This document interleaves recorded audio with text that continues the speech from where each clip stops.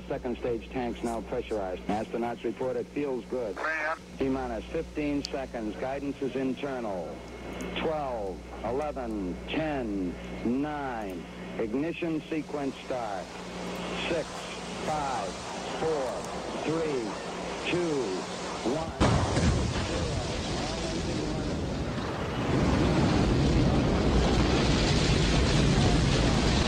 Guys, why are you so hostile to feminists? Don't you know feminism is about equality? Patriarchy hurts men too.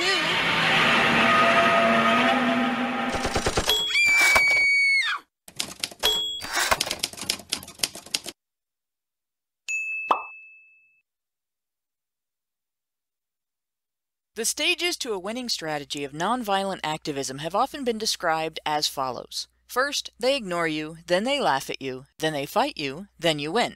Feminists have taken a different approach, following up indifference and then mockery with attempts to absorb the movement and control its direction via claims that feminism already is men's activism.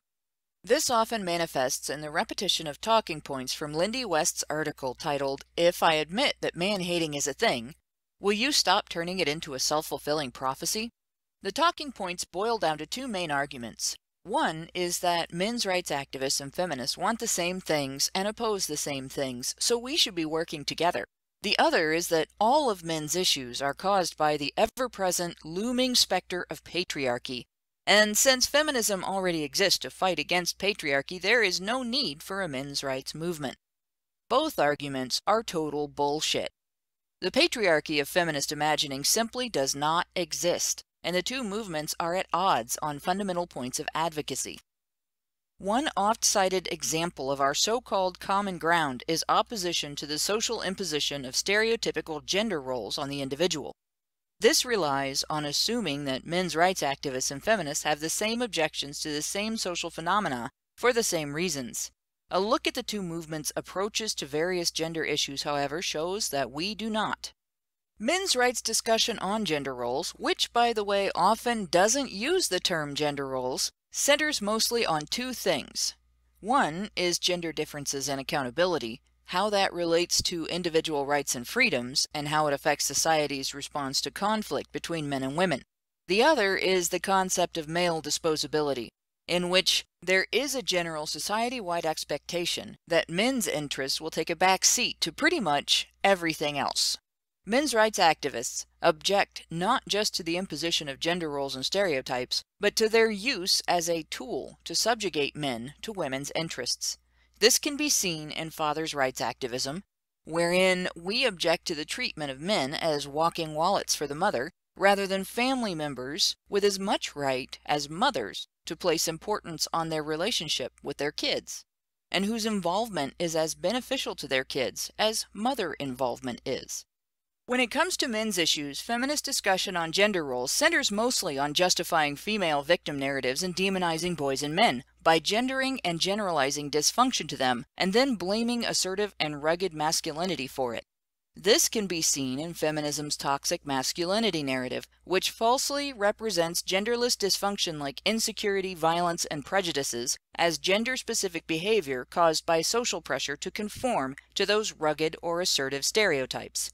Then, feminist initiatives like It's On Us and He for She make it very clear that their objection is not to gender roles being imposed on men, but male adherence to gender roles for reasons other than women's benefit. These same differences can be seen in discussion on intimate partner and sexual violence, wherein men's rights activists oppose feminism's victim narratives and double standards on what constitutes violence and who is accountable for their actions, seek recourse for victims of false accusers, and advocate for equal recourse for male victims of female violence to that which society gives female victims of male violence. Feminists, on the other hand, promote a handicapping female victim narrative that demonizes men and boys as thuggish buffoons who accidentally engage in sexual violence out of lack of understanding of consent and use partner violence as a means of domination and control. Rather than seeking better communication and conflict management as solutions, feminists promote an ever-tightening grip of authoritarian control over human relationships based on definitions of violence that are kept vague enough to facilitate a wide range of accusations, while providing no useful guidance on functional interaction. That is used to justify numerous initiatives purportedly for the prevention of said violence and demand funding for those initiatives. The closest the two movements appear to get on this note is in discussion of social shaming of men and boys for failure to conform to stereotypical rugged masculinity, but even in this, we differ significantly upon closer examination. Men's rights activists don't have to erase any manifestation of masculinity in order to argue that failure to conform to it is not wrong, nor do we argue for the imposition of any particular stereotype on men for anyone's benefit. Feminists, on the other hand, do both, demonizing ruggedness as an attack on less rugged men when arguing for the feminization of men, yet demanding ruggedness from men when arguing that men must be expected to protect women from other men. Feminists even have their own ultimate dysfunctional stereotype for men, patriarchy theory, which treats them simultaneously as omni-responsible gods and devils at fault for every feminist complaint. Despite such differences in approach to gender issues, we are frequently told by both feminists and middle grounders that feminists are fighting for remedies to men's issues, and the two movements should cooperate. Again, I have to point out, that's bullshit. For decades, the civil rights of men have been attacked, beaten down, and cut away by the mainstream politically active, in-power, established feminist movement. Feminist groups like the National Organization for Women have obtained social, political, and legal power by slandering men as a demographic, and then demanding to be protected from them by men in positions of responsibility. Feminist advocated law and policy in the U.S. has whittled away at the due process rights of accused men, provided incentives to make false accusations, and made restraining order abuse easy to commit and hard to counter. They've advocated for laws which remove the presumption of innocence from men accused of intimate partner and sexual violence. The handicapping of an accused man's defense makes false conviction a significant risk, keeping organizations like the Innocence Project in the U.S. busy undoing the damage done by a severely imbalanced, heavily biased legal system. Feminist groups have advocated for federally required changes in disciplinary policy at colleges and universities, which led to numerous lawsuits by young men who had been railroaded in sexual misconduct cases at their schools, publicly slandered, and wrongfully expelled. This year, feminist politicians, commentators, media, and organizations publicly opposed reforming those policies to preserve due process and ensure fair treatment of all involved parties, preferring instead to preserve a system that has repeatedly been very publicly demonstrated to be dysfunctional and damaging. Feminists have opposed family court reform. They have promoted discrimination against men for women's benefit in the workplace.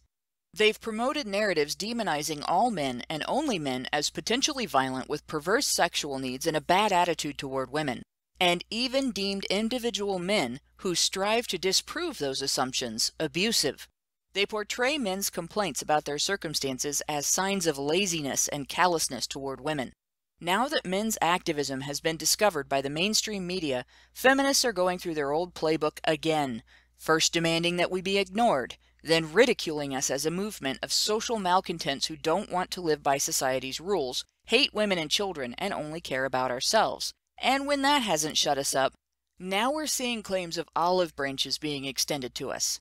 Oh, yes. Feminists can acknowledge that there are instances of legal disadvantage to men, instances when men can be victimized, and instances when social and legal taboos facilitate that victimization. But that apparent sympathy quickly gives way to existing shame and blame narratives.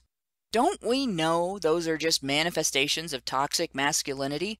And how dare we advocate solutions to those issues without feminist supervision?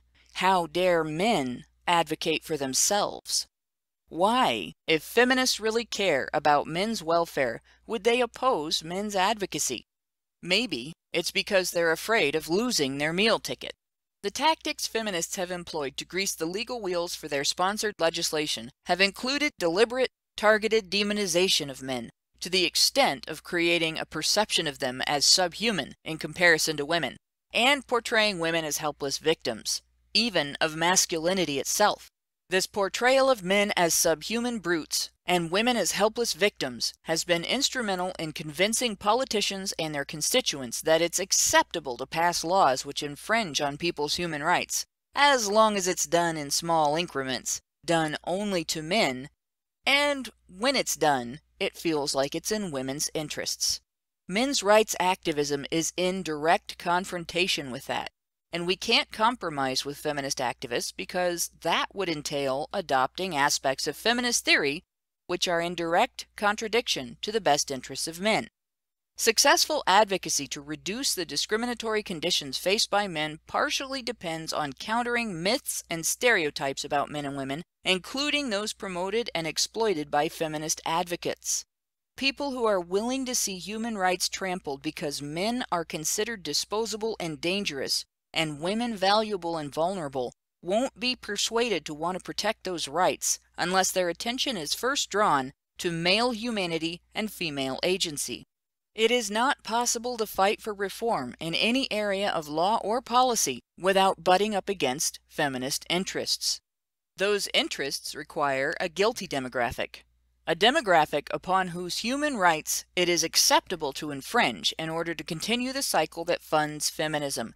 And they've been very successful at making the male population their boogeyman.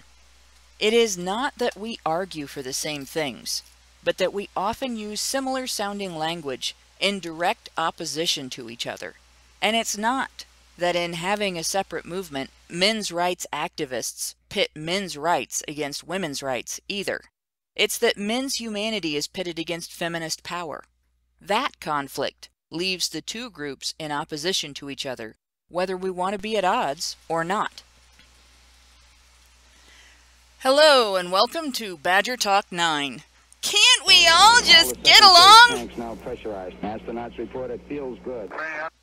And yes, I had to say that in the whiniest voice possible, but it's alright.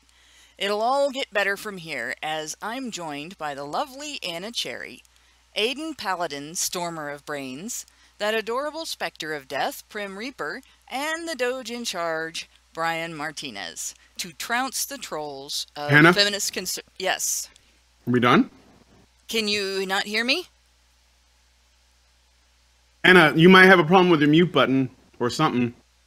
You may have a technical issue. Can you hear me now? Yes, we can hear you now. Okay. Well, for some reason, Discord seems to keep deselecting my mic. Alright. So, let's start again. Welcome to Badger Talk 9. Can't we all just get along? And, yes, I had to say that in the whiniest voice possible, but it's alright.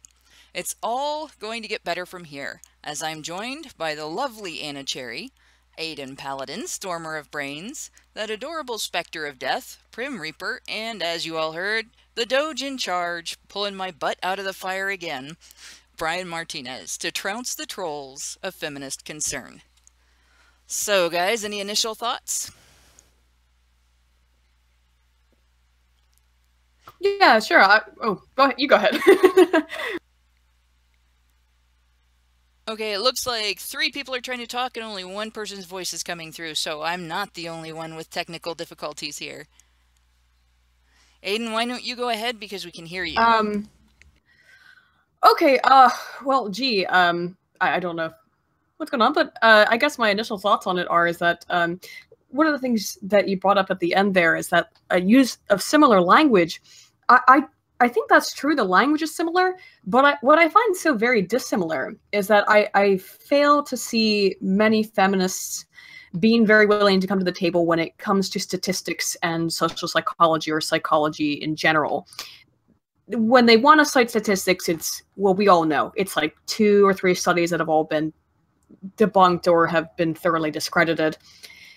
One thing, yeah, I don't see them, like, they'll use the same language, or I guess we're using the same language because we are often talking about some of the same general ideas, but I see a lot of science denialism on that side, and I think that's one thing that definitely separates the two groups, because if you want to step to a feminist who's really believes that, and you start bringing up studies and research that doesn't fit the narrative, now, you could show me something. If you showed me something that said truly that, oh, look, the wage gap is a real thing, that if I count for all of these other factors, it still exists, I would be more than willing to accept that if you could show it to me, but I don't think you can, because it's not, it doesn't exist, but, you know.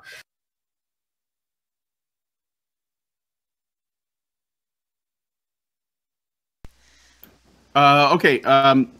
Hannah. Yes, can you I hear? lost the stupid. I lost the stupid mic Okay. again. Can you hear me now?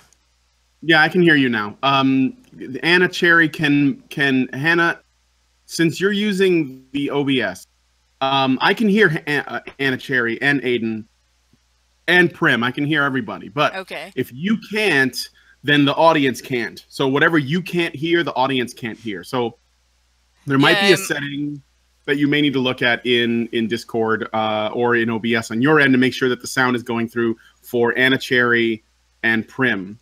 So I mean, but I could hear them, but yeah, they couldn't. So yeah, the only person I could hear was Aiden, and my audio is set for my headset. Okay. So it should be working. And like if I can hear you, I should be able to hear everybody that's in the chat. So yeah. Oh. No sweat, Prim. That's fine. Can you hear me, Prim? Okay. So this is making no sense whatsoever. I have not got anybody muted. So you can hear Prim. It's strange. Try leaving and coming back into the call real quick, okay, Hannah? All right. This is fun.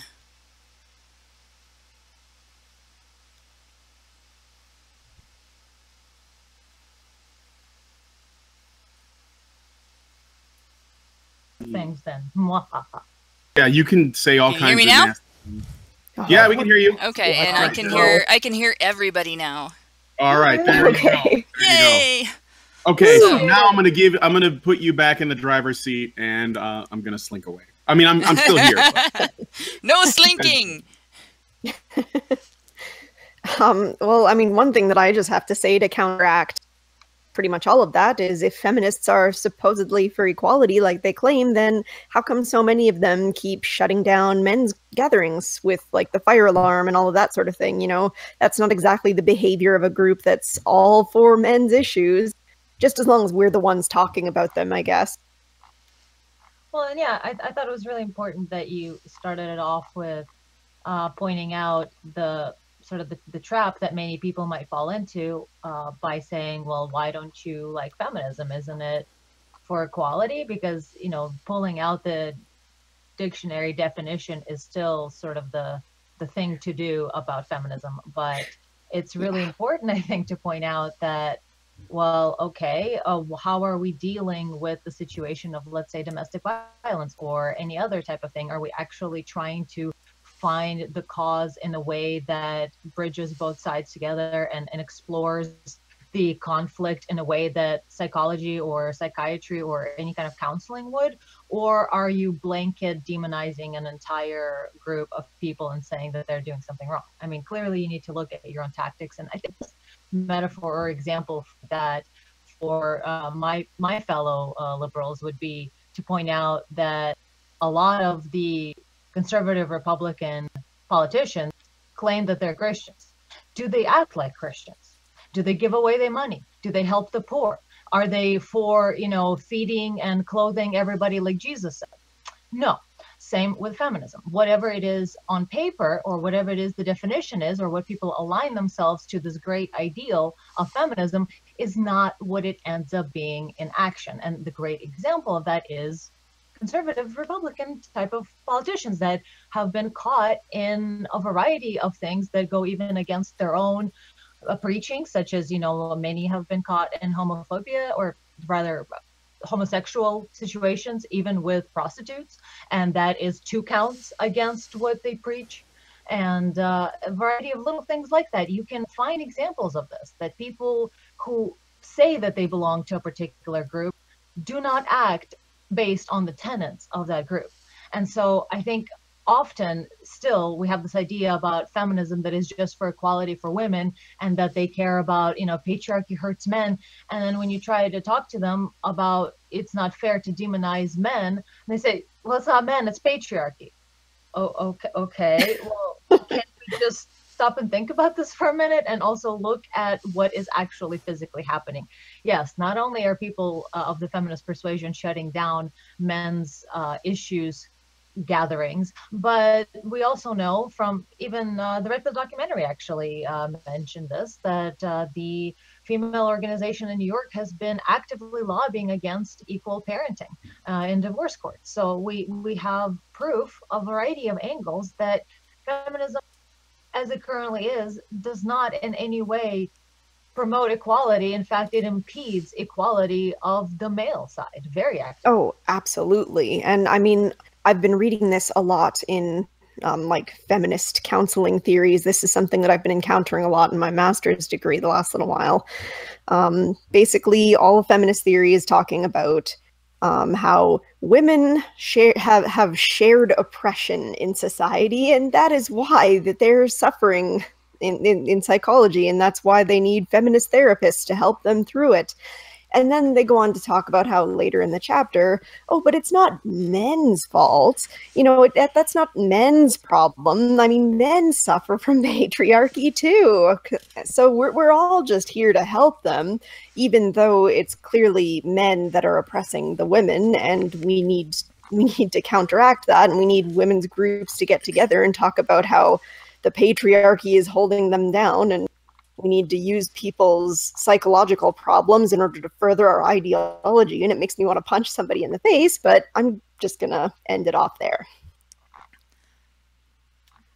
One thing I wanted to bring up that I thought was interesting that you brought up, Anna, was that the idea that they espouse to be a part of this group, and we believe these things because we're a part of this group, yet when it comes down to behavior, they're not willing to do it. I think there's two things there. One, the idea that feminism is good. Feminism is, even though I think, I actually don't have the statistics off the top of my head, but it's something like 35 to 40% of women, even women in the United States, consider themselves feminists. So it's not the majority, but the media representation, and we can't, I don't agree with when people overestimate the importance of media, because media effects tend to be small.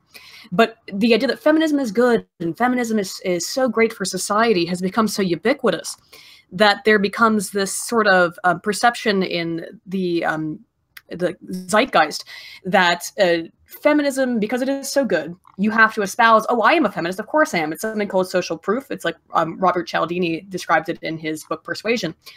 Moreover, what I think you end up with is something called minimal group identification. So minimal group identification is, I want to espouse that I'm a part of this group, but when push comes to shove, I'm going to turn off from it. There's a lot of social psychology theory on this.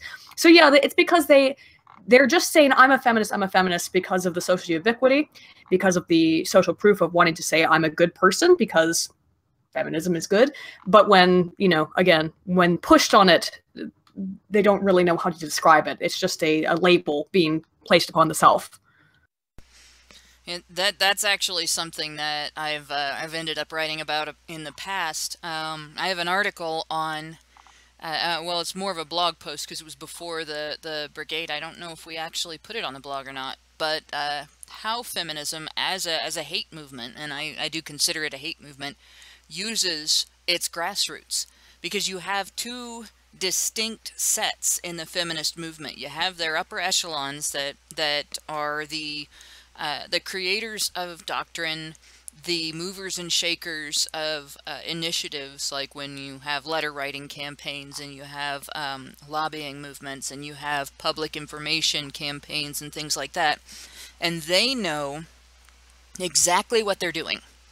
They have their goals and they have their interests, and they know where their money comes from and how they make more of it, and so on. They know where their power comes from and how to maintain it. And then you have the sitting in the seats of universities, sitting in coffee shops, running around their neighborhoods, putting up stickers and posters and doing all the feel-good hippy-dippy shit feminists. And that's the grassroots, really, of the feminist movement. And they have, in large number, no idea what they're actually supporting. A lot of them really believe that they are supporting women's rights. A lot of them really believe that there are still areas of discrimination that need to be fixed, and a lot of them will willfully bury their heads to maintain that belief, like to the degree of you know, you get into a discussion with them and you start giving them information that contradicts their belief system and their narrative, and all of a sudden they don't want to talk to you anymore, because it's easier for them and more comfortable for them to continue to believe in that victim narrative and to believe that they are fighting for something than it is to discover that they belong to essentially a false church. And that those upper echelons will exploit that, and they are aware that they can get people to do things that they would not ordinarily do, and advocate for things that they would not ordinarily advocate if they say, but my women, but my patriarchy, and it works every time. So you have the users and you have the useful idiots, and I would say that the bulk of feminist activism, like boots on the ground feminist activism, the things like the Women's March, is done by useful idiots.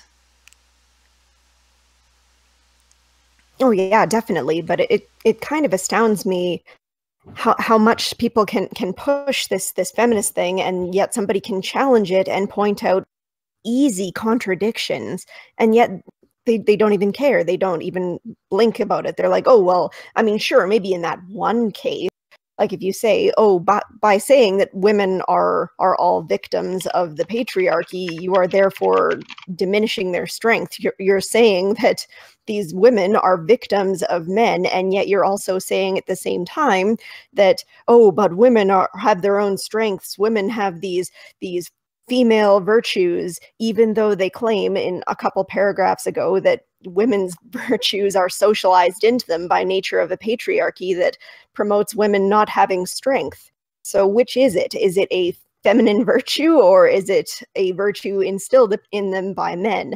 And yet you point this out and they're like, oh, whatever, that's just one thing. We don't even care. Feminism is still about equality, right? Yeah, and I want to add something else too. When Aiden was talking about social proof and that people, and I think, and I mean, maybe I'm wrong, Aiden, you can help me out with this if you know. I think that women they tend to be more likely to co-sign on this sort of social proof thing. Like if it's going to give you, either keep you from being socially ostracized or give you some kind of brownie points, then and it doesn't have much cost to say something like, well, I'm a good person, or i.e. I'm a feminist because feminism is good. There's also something else to it too, another layer I guess I was thinking about. See, even though there aren't that many people that identify as feminists, there are a lot of people who still identify with the stuff that feminism purports. Like if you were to ask a woman if she's a feminist and she said no, and I'm talking about normies here, and then after that you followed by saying, well, what do you think about the wage gap? Or what do you think about, should there be more women in positions of political power? What do you think about men making up like 95% of the CEOs? What do you think about, the 1 in 4 women will be raped on college campuses? Like these kind of, even though it's not, they're not saying, are you a feminist, but they're using the feminist talking points to ask someone if she agrees with any of these things. Most women, probably a larger number, far larger, would identify with those ideas and say, oh, I think the wage gap is bullshit. I mean, not like bullshit like it doesn't exist, but like I disagree with it and it shouldn't be that way. I think that, men should be taught not to rape. I think that all these other things, that are usually feminist talking points. So there's even, like, I guess there's another level of social proof, or another level of indoctrination by feminists that occurs outside the label itself. Because even though there are people who say, well, I don't identify as a feminist, and I know that guys like Milo Yiannopoulos have said this in their talking points, so only 20-something% of people identify as feminists, and it means feminism is dying. But the fact is, it's not, because a lot of them still believe in the stats, they believe in the ideas, they believe in the talking points. And it's because it's the only idea that's out there. So if you come along and say, well, the wage gap is a myth, then people are going to be like, what are you talking about? That's insane. There's no way that's true. I have a friend, So just something else to throw in there, that just because it's like, even though not a large number of people agree that they would not call themselves feminists, that doesn't mean that they're not helping feminism, because they're still believing in all of the stuff feminists believe in. No, I agree completely. Yeah, you're on point with that. That's true. They're going to, if they're going along with the narrative and they're supporting it, that's accurate. Part of what group identity theory would support, though, is that the labeling process is a big part of how you internalize how you feel about stuff. So the people who call themselves feminists are always, I think, as Hannah was saying, they're not the grassroots ones. They're more the leaders, people who actually say, I'm a feminist. It's, as you brought up, it's people who might not say I'm a feminist, but who support feminist lies and disbeliefs and misinformation, who are the ones actually doing it. So yeah, they're actually potentially more harmful than people who call themselves feminists. They're equally harmful. And I have okay, Hannah, go ahead. I have a super chat to read off here. We have Joey Jojo, $5, says, "You are so beautiful in a cherry." And I wanted to go ahead and read that off before it disappeared. I have it up on two screens, but Jojo. Thank you. That is definitely an excellent super chat. And I also wanted to concur on the topic of the sort of that willful sticking with information, or with beliefs after the information is contradicted. And I've encountered that quite a bit. This is something that, it's a very frustrating thing. Oh dear. So we have CA $. Maybe that's CA. Okay. Yeah. That's not Canadian dollars. Okay. No, it's just disappeared off my screen for a second, and it's AM Van Fan.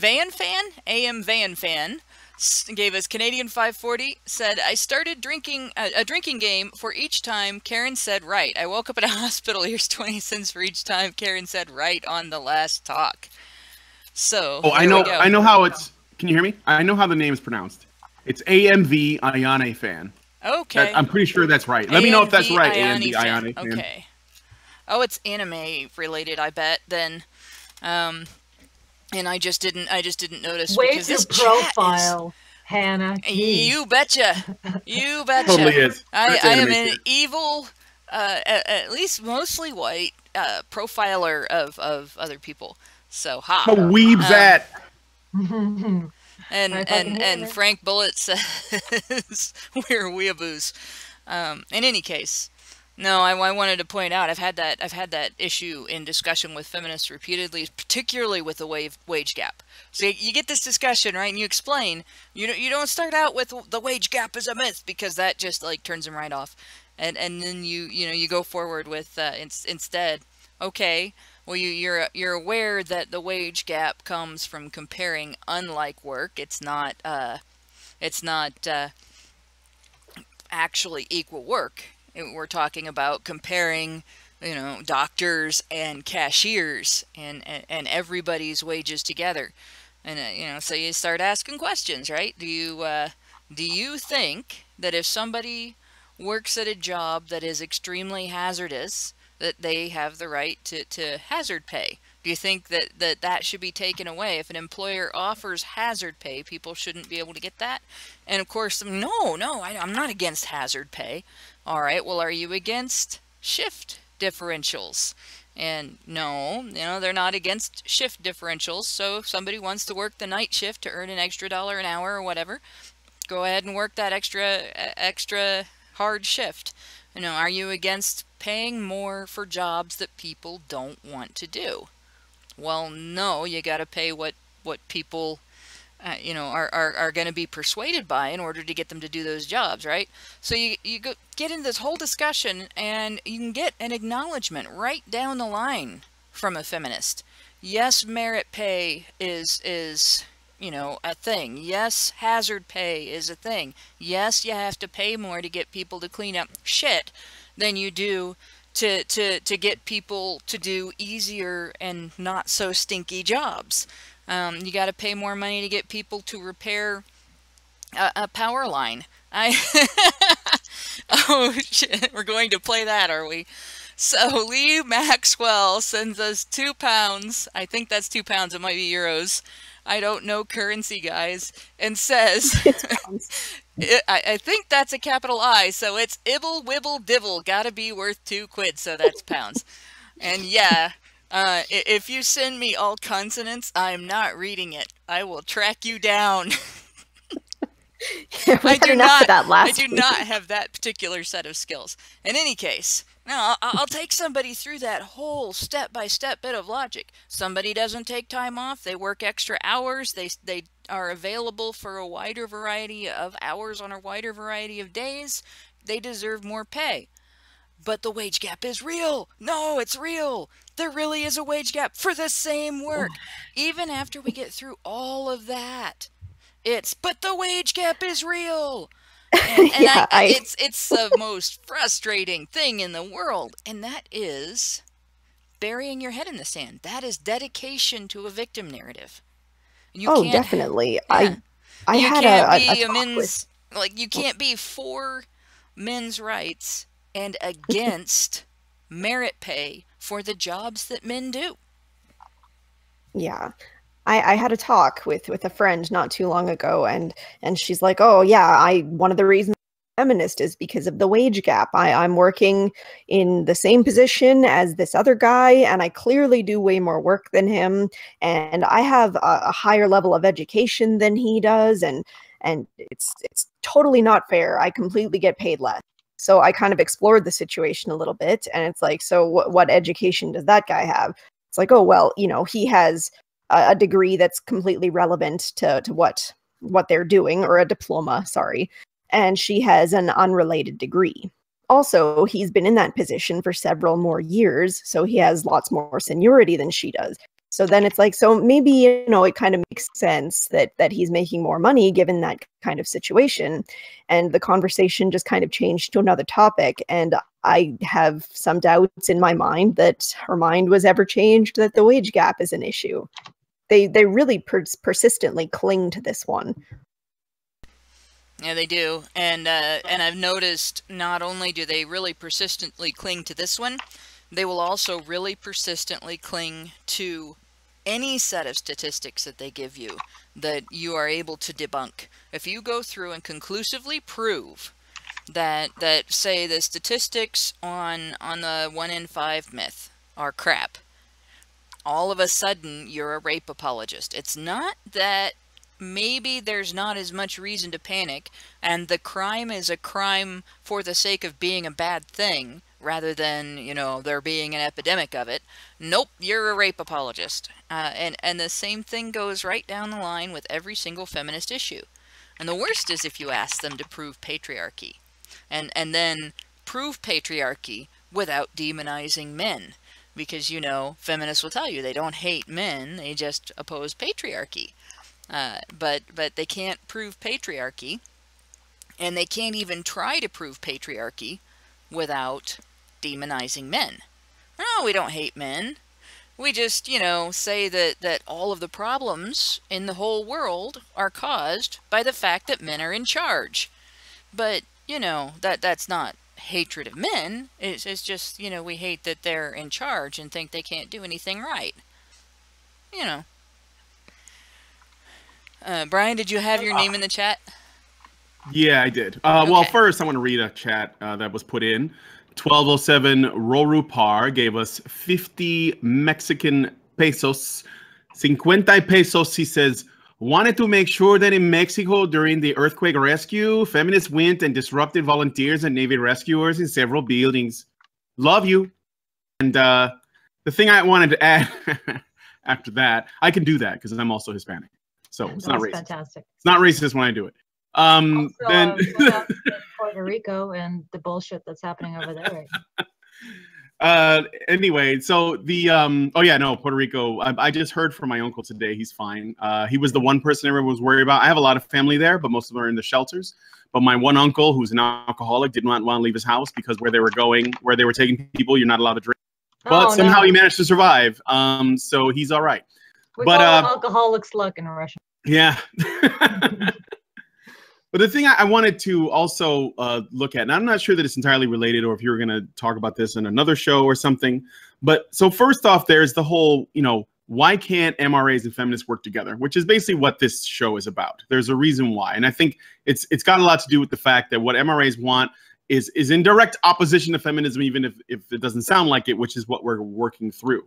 Then there's the other thing, too, that I think is also important to realize. If you come to the conclusion that after the discussion that we're having, that what men's rights activists want is in opposition to what feminists are after, not for the reasons feminists will tell you, which is that, MRAs want to take away women's rights and that it's like some zero-sum game and MRAs are going to take everything. But the fact is, it is a zero-sum game to feminists. But then there's the other aspect of it, which is an argument I hear a lot from people, even folks that proclaim themselves to be skeptics. Yeah. And that is that MRAs are just the mirror image of feminism, but for men.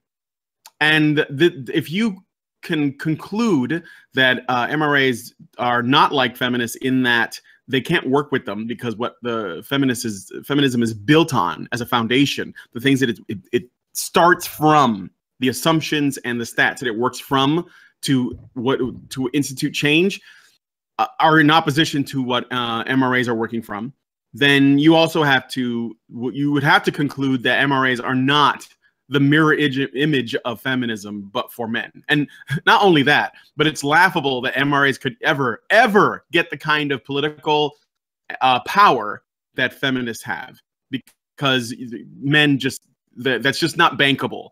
Like, even if you thought, like Honey Badger Radio, for example, this channel cannot be exploitative in my opinion. I don't think it could work that way in terms of, there are people who say, all you guys do, is you're using like men suffering to make money. The fact is, if that was the model that we were building it on, it's got to be the dumbest way to go about it, because using men as a victim group, which is, again, that's that mirror claim. It's just not profitable. It doesn't work. It's so dumb. Nobody would go with it. If we wanted to make money, we'd be feminists. we'd be on fucking MTV and shit. So anyway, I'm just putting that out there. Something else. Absolutely. There's this whole thing I've been noticing about the slut walk, the Amber Rose thing. That just became a giant like party. People are trying to crowdfund. By people, I mean like feminist, sex worker types are crowdfunding their attendance at the slut walk, and it's just like it became like a little festival out of something that started as a way to destigmatize female sexuality, but now it's like its own little I don't want to say a corporation, but I don't know what other word to use, but it's like its own little self-sustaining business, basically, that not only earns money and fame for the people that are there and promotions, but it also has other people coming in and they're trying to raise funds to have them appear on it, and it's just like this big money marketing thing, and it's just fascinating to watch all these things. And also I was seeing a Stephen Colbert, I think, bit on with Sofia Vergara, and she started a panty line, I believe, that they do this micro loan thing where they use like 10% of sales to give loans to women in developing countries. And there's just if you Google that, loans for women, you'll be up to your neck in actual literal things that you can apply to as a woman. If you Google that as a man, you'll get a bunch of scams. But if you Google that as a woman for like loans for women, there will be actual legitimate variety of things in which you can get money for being a woman. So yeah, getting money for men is a hard battle. Nobody gives a fuck about dudes. Not even a little bit. And of course, we then look at, I think the big difference here is we have the corporate culture of let's say engineers, like Google engineers, and then Wall Street, and then we have the rest of the world. And so we look at people who are successful and wanted in very specific technical fields, and it just so happens that men do better in a variety of you may even say sociopathic ways through Wall Street and other things, where men they work longer hours, they have less scruples about some things, they're not necessarily as society and empathy minded, so they're able to be very unscrupulous in a variety of ways and therefore earn money for themselves and the companies they work for. And so we look at those exact individuals and the amount of money they earn, the CEOs or whatever the hell, but we ignore the fact that there's millions of regular people out there. And when you look at regular people, your neighbors, your family, the moment a woman's in trouble, everybody comes to her aid. The moment a man's in trouble, well, it's probably his fault somehow. So I think ultimately a lot of this, once again, comes back down to class issues. It is not race. It is not gender. It's motherfucking class. It is people who have money and people who don't. And variety of people, most of the variety of people that we see, and men and women, they are not the top earning CEO type of people. So there are different rules and different values apply to those who earn a lot of money and those who don't. That is the class divide that we're looking at, not anything else.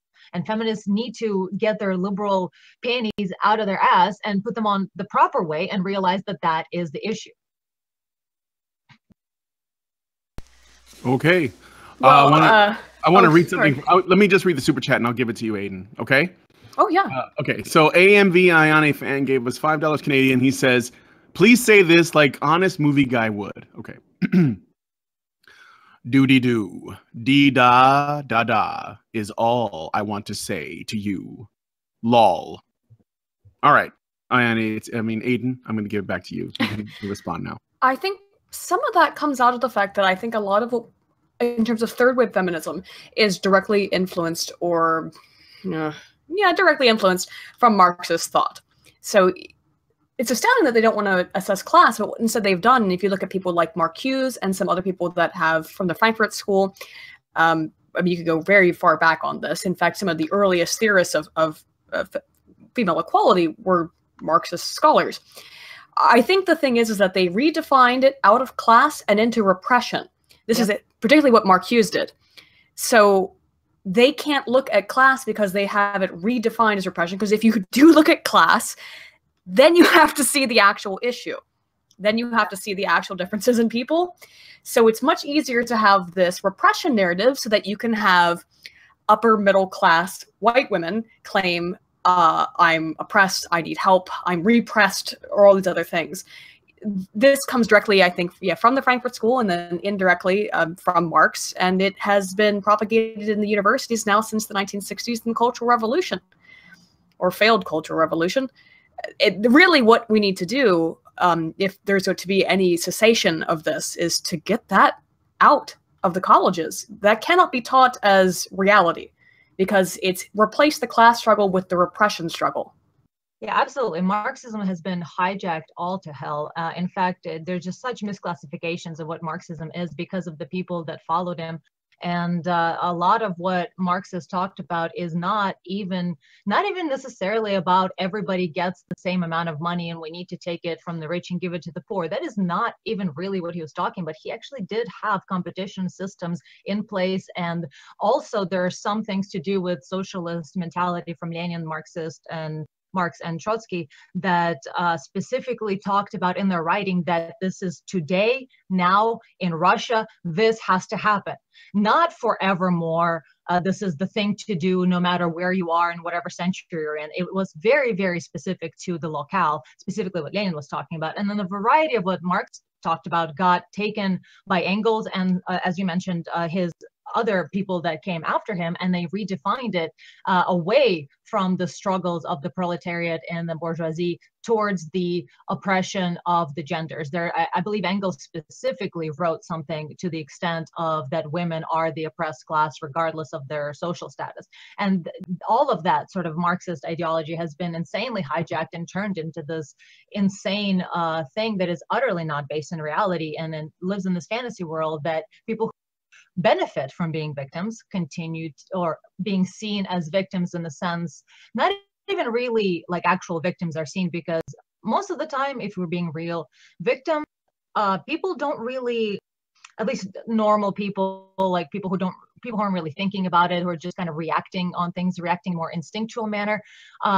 There is a desire to distance yourself away from someone who's in pain and who's hurting and who is sick. It is one of those evolutionary mechanisms that, you know, we still have instinctually, that we want to, in our subconscious or in our sort of base instincts, we want to push aside someone who's suffering. We do not want to look at their problems. We start to think that that's where victim blaming comes from. Maybe it's their fault. Maybe they deserve it. All of that mentality comes from that desire to distance ourselves away from a sick, unfortunate animal, primate. And therefore, this victimization or this victimness that I mentioned, that people, the women, feminists that benefit from it, it's not even really, I don't even want to call it a victim status, but it's something like that. It is a status of being downtrodden and put upon, and therefore they deserve more. They deserve compensation. They deserve extra. So in fact, it is actually a really powerful position. It is a position of give me more. I need more. And it is something they're continuing to perpetuate, this cultural Marxism, if you will. And I hate associating Marx with it, but that is where what got bastardized is Marxist philosophy, but it got bastardized by Engels and others into something that these quote unquote victims benefit from. And so of course you're going to continue living in this fantasy world because it benefits them. And I just really would like people to look more than one step into the future, more than just one immediate, like, oh, they're victims, give them stuff. Well, trace that down, follow that a few steps forward, giving them stuff, having them dictate what you should and shouldn't do. Is that really what victims behave like? Is that actually what people who don't have anything do? No, it's the opposite. People who are in power behave like this. So we need to notice the subtle thing, the shadow of the idea that we're accepting, because the shadow is the actual truth and not this idea that we're being given. Yeah, real quick, that was, real quick in response, it was Marx and Engels. Now, we can have a discussion about how much it was Engels on this, but they believed, based on the theories of Fourier and Owen to a lesser extent, that actually the original human societies were matriarchies, and that the entire, everything that has been messed up in societies, this is the very original origin of feminist theory, comes out of this, or a misunderstanding of it, which is that, oh, originally everything was a matriarchy and everything was great. It was this primitive form of communism. And, you know, somewhere along the way, well, here's the exact explanation of what happened, is that the patriarchy was established through paternity, meaning that fathers wanted to pass down their goods and their wealth to their sons. And that this is the first, not only the first form of class division, but also the introduction of the patriarchy, and also the form of all-class struggle. So Engels, for example, and most Marxists wanted to dissolve the family, and post-Marxists, when you talk about people like Marcuse, the reason they wanted to dissolve the family, and not just Marcuse and Engels, but Reich is also before them, believed in the institution of communal child rearing, so that men and women, particularly women, could have sex without any repercussions. When you look back at the history of the philosophy here, it becomes very clear where this comes from. But it is very much a belief in a matriarchal society and a dissolution of the family unit.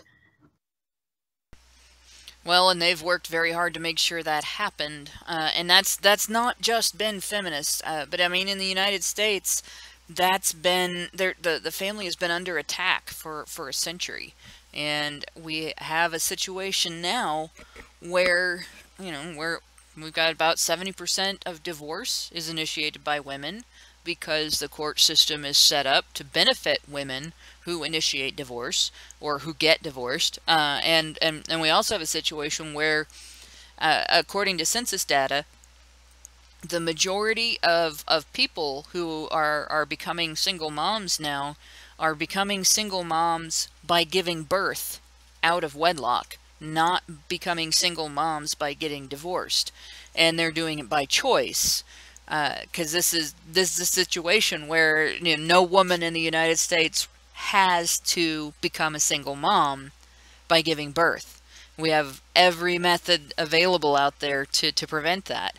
And so this is now a lifestyle, being a single mom and being dependent on the father of your children and maybe the government for money is a lifestyle now, and it's a common one. So that attack on the family has been very effective, at least among the poor and the middle class. And I don't know necessarily that this is happening so much among people who are richer, but it is. It's become a pattern, and it's kind of hard to say how to reverse that, other than to start educating people now in the reasons why it's wrong. And that's going to be a long, hard road back to normalcy, back to an actual healthy situation where we do raise our children in families and not alone. But yeah, that's definitely been something that, like I said, it's not necessarily entirely a feminist thing. That's largely attributable to a combination of the welfare system and the family court system. And feminism isn't necessarily responsible for the welfare system, and they're only partly responsible for the family court system. Now, they have a pretty big part in responsibility for the way the family court system ended up being shaped. Feminist jurisprudence is used in the family court system, but without the welfare system, the family court system would not have been effective enough in breaking up families to reach the situation that we're in now. So if feminists wanted to smash the patriarchy, they seem to have started from the bottom up. Yeah, but according to a lot of the thinkers that started this, 200 years ago, who started this entire wave of movement after movement after movement, it was because at the core of it was the dissolution of the family. So it would make sense why the first thing, or one of the first things you would see to go as soon as this starts to get into motion, is the dissolution of the family. Because the family is, so this is again more Marxist thought, or Engelian thought, if you want to call it that, which is that the very first form of alienation and subjugation, this is in this reasoning, the first form of alienation subjugation is the female and the child to the husband or father. Well, that's been around, that form of thought's been around since for 250, 300 years. So it makes sense. This is, well, of course they go for the family. And this whole idea is very old at this point, and it is endemic. And it seems kind of odd to consider the women and children to be subjugated to the father, when the father spends his whole life killing himself to support them. That's one of the things about this degree of thought. Whether you call it, I tend to lump them all under collectivism, because they're all varying degrees of collectivism. The idea of sort of a communal, centrally run system of living, where the individual, doesn't matter so much in comparison to the community. And I see that in all of those ideologies that progressives draw from, that feminists draw from. But it strikes me that it's rather ridiculous to call somebody a slave who is supported and doesn't have to do anything to get that support. And it's equally ridiculous to call someone a master whose labor is commanded by other people for his entire life. And that's basically been men's lot for as long as there have been families. And men haven't complained about it the way feminists complain about women's position in families. Men haven't said, as a gender, haven't come out and said, well, men are enslaved by their wives and children. No, their goals in life are their families, the welfare of their wives and children and themselves, in that order. You know, and I'd like to. You mentioned one of my favorite words, collectivist. Actually, it seems like I mean we could talk about this separate thing because I could go on about, but it seems like you favor individualism over collectivism, yet you mentioned family unit as an important thing, which in a way is a microcosm of collectivism, where there's a hierarchy and everybody pitches into a communal pot that then everyone benefits from. So I just kind of would like to see how you rationalize the difference between family and collectivism. Well, the difference between family and collectivism, among other things, is choice. You choose to be part of a family, but you don't necessarily choose to be part of a collectivist community. Well, what if you do? Let's say China or communist Russia. People. Well, I would say that actually there's quite a number of people in China that don't choose to be part of a collectivist state and are forced into it. Not only that, but their complaints are actually being silenced by their government. So it's very difficult to call that choice. And the other thing is, in terms of families, okay, versus, but don't children get silenced by their parents when they're not supposed to do something? I mean, that's because they're children. Parallel. There's a difference between children and adults. Now, so here's then, hang on. You want me to answer you? You gotta let me finish answering you before you start talking. Yes, I do. All right. Very much. But you got onto something very interesting there, because I think that's a very good metaphor collectivism for treats society and family. Collectivism treats adults as children. Yes, but don't you believe that, for instance, everybody's not equal in the sense that you would not have a mentally challenged person babysit your children? And also, do we not elect certain people because we believe they know what is best for us, like a parent would? No, that's not correct at all. Now, regarding the mentally challenged, that is a rarity. It is not the norm in society. It's like saying that you're going to base all of your rules on the exception rather than the norm. So that's not a very good argument. Regarding the leadership, we elect leaders not because we think that they're smarter than we are, but because we don't want the job. And honestly, as far as I'm concerned, in terms of government and in terms of communities living in, as a community, I'm not opposed to having communities, and I'm not opposed to having government. What I'm opposed to is having this big, all-encompassing, the government does everything kind of state.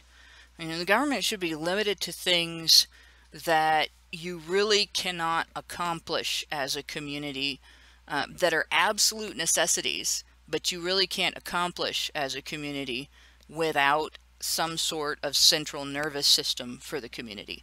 You can have traffic, you can have commerce, you can have people living in their homes and making their decisions for their families and everything without having the government go in and micromanage everything. You can have people go to fast food places and decide for themselves whether or not they want to be able to buy a large Coke. Even though in New York, apparently, you can't do that now because the government says so. What you can't have without some sort of organizational system is an effective fire brigade, an effective and consistent response to human rights violations, and an understanding of what those are, in your community. And I think that in any community, a government's going to emerge regardless of, this is why I draw the line sort of between libertarianism and anarchy in terms of my beliefs. I don't think that you can have a society where some form of government isn't going to emerge.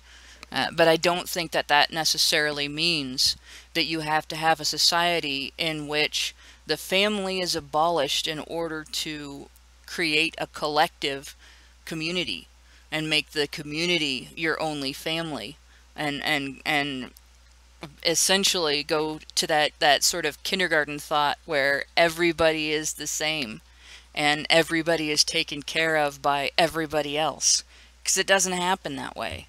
And throughout history, We've had a series of various nations try this, and every single one of them has fallen to ruin to some degree or another. So, you know, I don't know why you're even going on about this. But no, I do not think at all that having families is the same thing as having an all-encompassing collectivist community. Well, of course, things go out of control, and anything that you create that is a beautiful system will be corrupted and run over, and that's why you frequently have to update it. But in its inception, and in a variety of ways, civilizations that have been collectivist have endured for longer than individualistic societies. And in fact, in my opinion, it is how we have been divided and conquered, by becoming too individualistic, too segregated, too separate, instead of noticing our togetherness. And that is one of the core problems between feminism and men's rights, is that we do not see each other as a collective group of humans under a particular banner. We're all single individuals out there elbowing everyone out of the way. So I personally believe that the collectivist way is the better way in order to compete as a group. That evolutionary game theory pretty much informs us that altruism is an evolutionary necessary mechanism. Competition amongst groups only works when you cooperate within the group. And when everybody competes within the group, then the group doesn't get anywhere. I would say that it's not necessary to have collectivism, to have altruism. And altruism and competition are not mutually exclusive. In fact, if you look at giving, for instance, in the United States, you will find that the people who reject collectivism are the ones who actually tend to be the most charitable. A lot more charitable giving is done by Republicans than Democrats. Now I have two super chats, both I think from French Honey Badger. The first one is, anarchy does not mean hierarchies are abolished, it's when authority is abolished, where no one has any more rights than anybody else. And the second one is, collectivism goes out of control by definition. When you have someone has more rights than anybody else, you're necessarily going to have abuses. I think it was when you have someone who has more rights. Typing too fast, I do that as well. But that is something that tends to happen in collectivist societies. You get the people who are in the position of stewards for the collectivist society tend to decide that they are more equal than everyone else, and then they start exploiting the system rather rapidly, very much the same as an oligarchy. So, you know, that's I don't know how you're going to avoid that. But going on in terms of collectivism versus individualism, what we're dealing with today is a society in which we have a degree of each, and we have we're never going to have a collectivist men's rights movement, and it's fine that we don't. Everybody does not have to walk in lockstep. We will have atheists and Christians in the same movement. We will have people of various religions in the same movement. We will have people of varying backgrounds in the same movement. There will be collectivists and individualists, anarchists, Republicans, Democrats, Libertarians, Green Party members. The thing that needs to be accomplished is whatever set of laws we are governed by in the nations in which we are active needs to equally treat everyone, needs to apply equally to everyone, needs to benefit everyone equally. So you cannot have laws that are gender specific, cannot have laws that criminalize a particular gender's behavior and ignore the other gender's behavior, and cannot have laws that break up families by rewarding abandoning the family, even when there is not a decent reason to do so. These are things that we can address regardless of whether you're collectivist or individualist, whether you're religious or not, whether you're opposed to religion or not, whether you like purple or green, whether you swim or you don't. It doesn't matter. What matters is, if we're going to have a set of laws, whatever those laws are, they need to be handled evenly. And we can't, we can't have a set of people that doesn't apply, and it doesn't apply to. Yeah, I had just wanted to touch on something that you mentioned a little while ago. You kind of said, like, men don't complain about the situation that they're in. And I think that a lot of men actually don't necessarily mind the position that they're in, provided that they get the sufficient appreciation for it. Like, a lot of guys that I know, they don't mind doing all of that hard work as long as they're getting appreciated, as long as they're getting the love of their wife or their children. But a lot of times these days, the women are being told, oh, you know, you can feel free to leave if you're not happy. You can use the children to get extra money out of him in the for it. It's okay. You can leave. You can do whatever you want. Appreciating your husband is for suckers these days. It's way more fun to insult him. And so the kind of situation is that women have all these kinds of incentives, all these people telling them, oh, go ahead and leave the relationship if you're unhappy. And then they have all these laws backing them in doing that. And so is it any wonder why there are now men who are hesitant to get into these situations, because they might be happy at first when the woman is still living on those honeymoon and still giving him that appreciation. And then a couple of years in, all of a sudden she's not happy and she has the full weight of feminism behind her saying, oh, you know, you go, girl, get out of there if you want to, get all the money that you want from him. It's all good. That's not equal. This is what needs to change. Yeah, and there's another secret that goes along with that. And I don't know if this is other people's experience or not, but the women I know who have initiated divorce for reasons other than being cheated on or actually being abused. I know one woman out of all the women I know one woman who was in an abusive relationship, but several men. But in any case, the women I know who left because they were unhappy regretted it later. Very much so. In fact, one in particular told her kids that it was the worst decision she ever made. But she didn't figure that out until too late. And that's something that, you know, because it is so easy. You just walk into a courtroom with the paperwork and get a magistrate to approve it. And as long as everything on the paperwork is kosher, it's approved. And the court system is set up so that your ex-husband now will be obligated to support you if he made a dime more than you did, or if you have primary residential custody of the kids, and even if you have shared custody, you're still going to end up getting child support, because that setup isn't equally shared parenting. It's maternal custody with paternal visitation, plus some rights to decision making in terms of schooling and medical treatment. So he still only sees his kids on the weekends and maybe for a couple of hours during the week. This is why divorce happens so easily.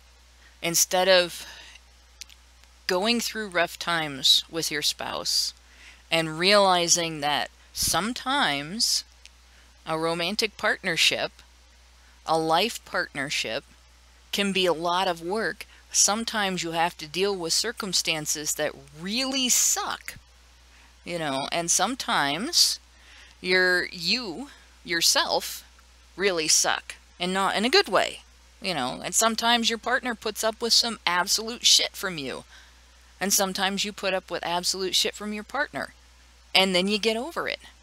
You learn.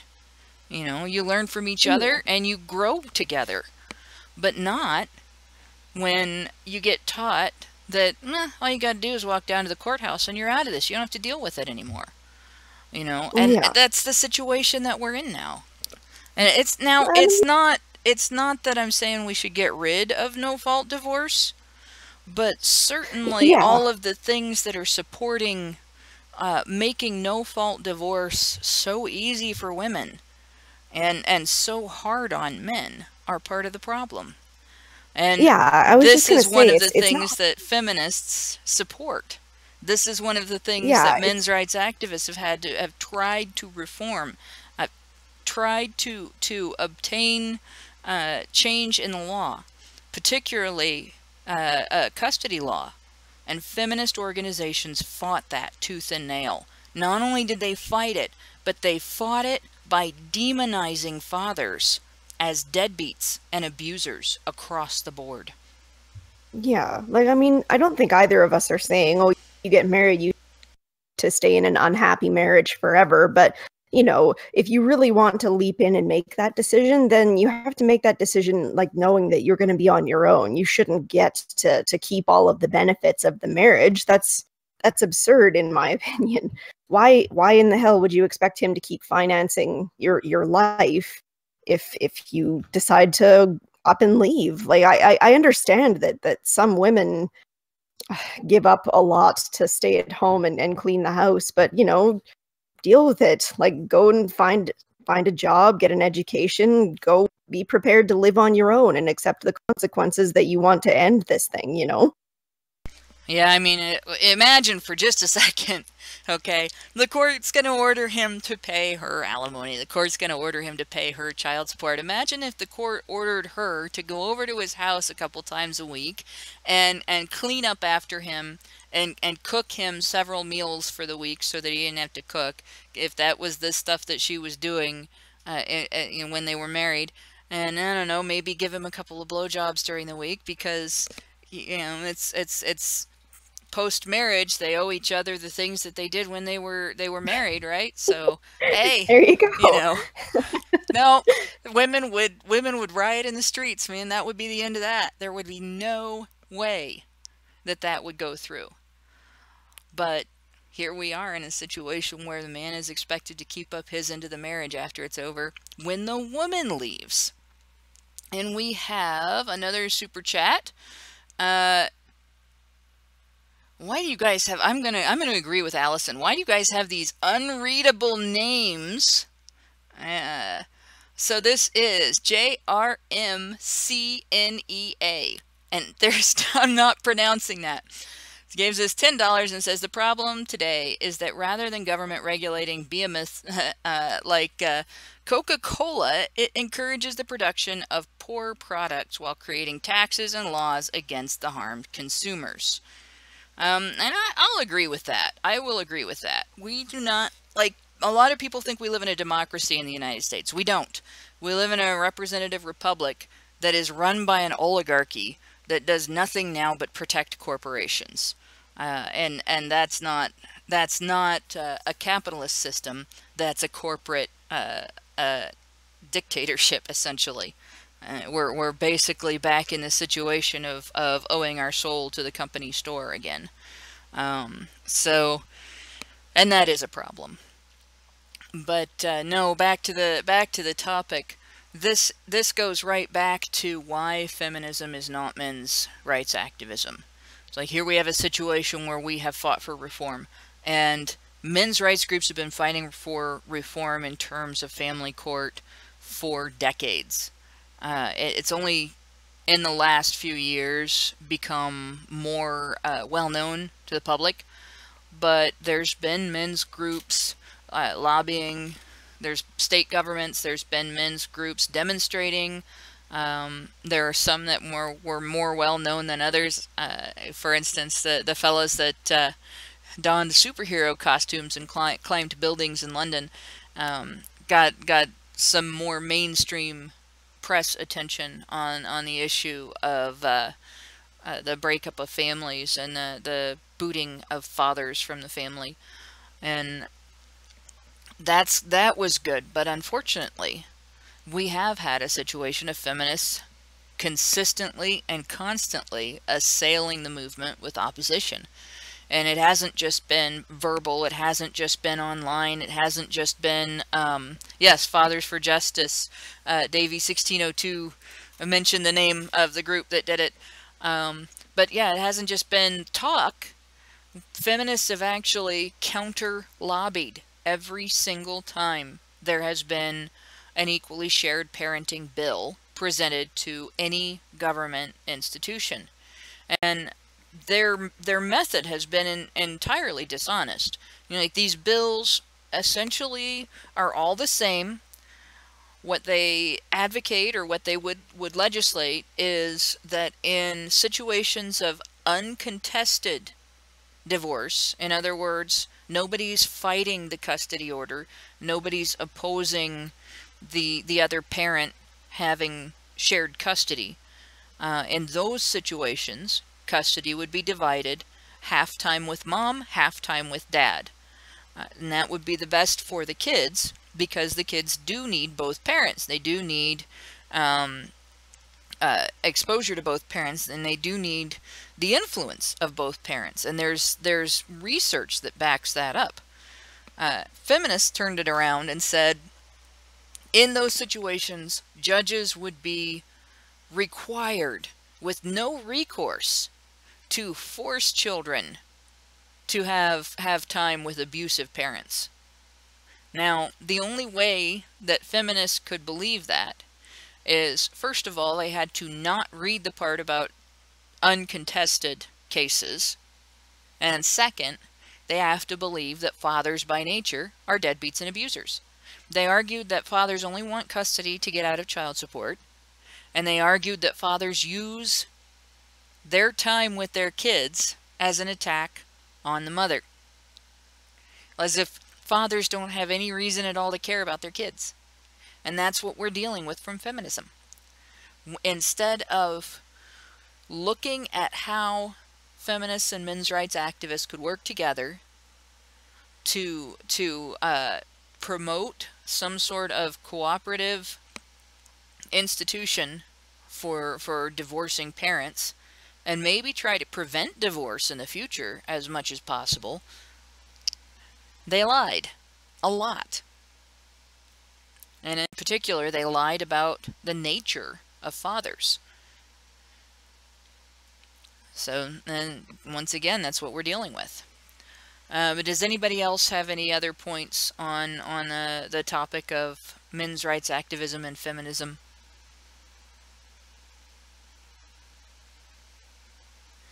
If not, I think I'm going to go ahead and take us on out.